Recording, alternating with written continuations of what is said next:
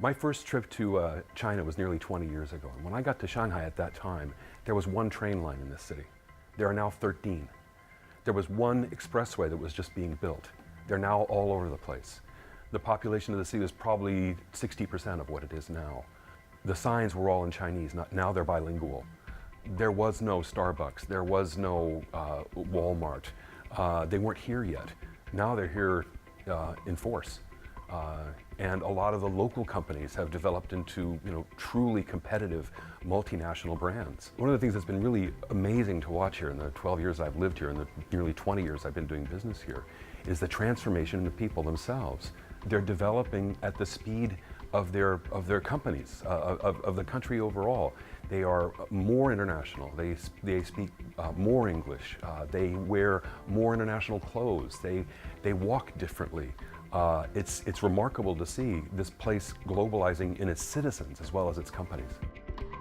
One of the things I think is a myth about China is that rising labor will push out manufacturing. What it's doing is something different. It's pushing manufacturing up the value chain. So it is true that low-end and often highly polluting manufacturing is shifting to other typically Southeast Asian countries. What the manufacturing that's happening here is moving up the value chain, and that's good for the laborers because they get more money to produce higher-end products, and it's also good for the economy. The reality is, Shanghai, where I've lived for more than a dozen years, is a city of nearly 25 million people. It's the largest city in China. I spend most of my time here.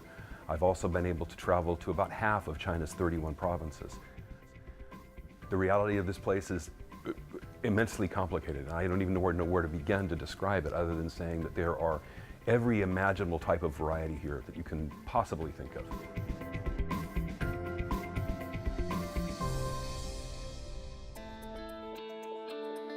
Some people look at China with an optimistic eye, I think, from the United States. I think it depends on how much they know about this place. If they've been here, or if they have family members or friends that have been here, or if they spend a lot of time reading and studying about it.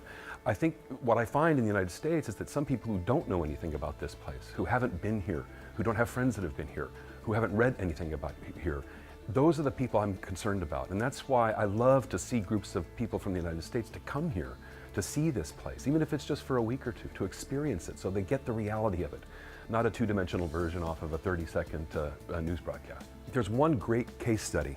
It compares KFC and McDonald's in China. And KFC is widely seen to have gotten it right, and McDonald's is widely seen to have not gotten it very well. Although they're here, but they just, KFC has 3 times as many stores in China as McDonald's does, and I think the number's still expanding, or the gap's still increasing.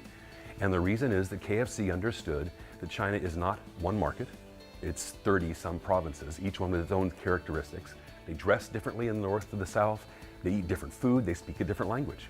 KFC properly treated the China market like the EU, as opposed to treating it as one monolith. So they localized their buying decisions, they localized their teams, they localized their supply chains to meet the environment that was appropriate for the provinces that they were in. And as a result, they've had a tremendous growth story here.